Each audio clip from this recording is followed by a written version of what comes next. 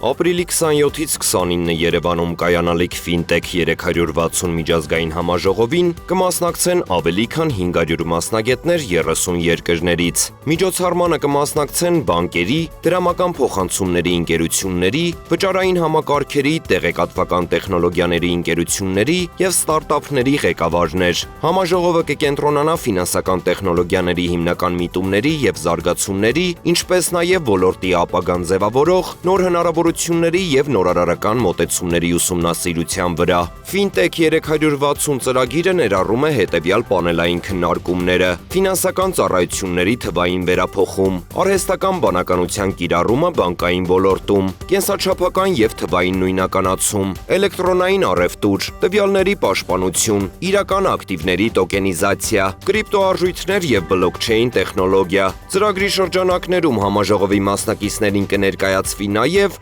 Հայաստանի մշակութային ժառանգությունը։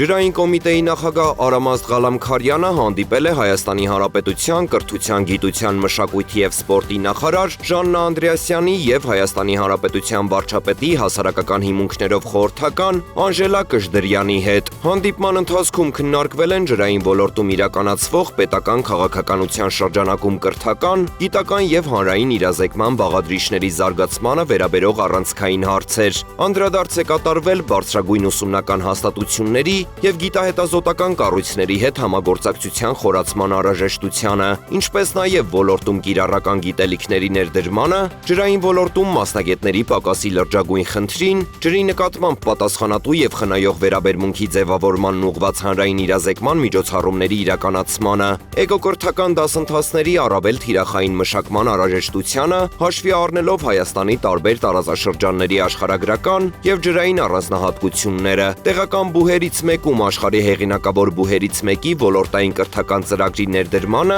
պիլոտային կարգով։ ԿԳՄՍ նախարարության կողմից ներկայացվել է նաև Հայաստանի Հանրապետության շուրջ 40 բնակավայրերի դպրոցներում ջրի հետ կապված խնդիրների վերաբերյալ տեղեկատվություն։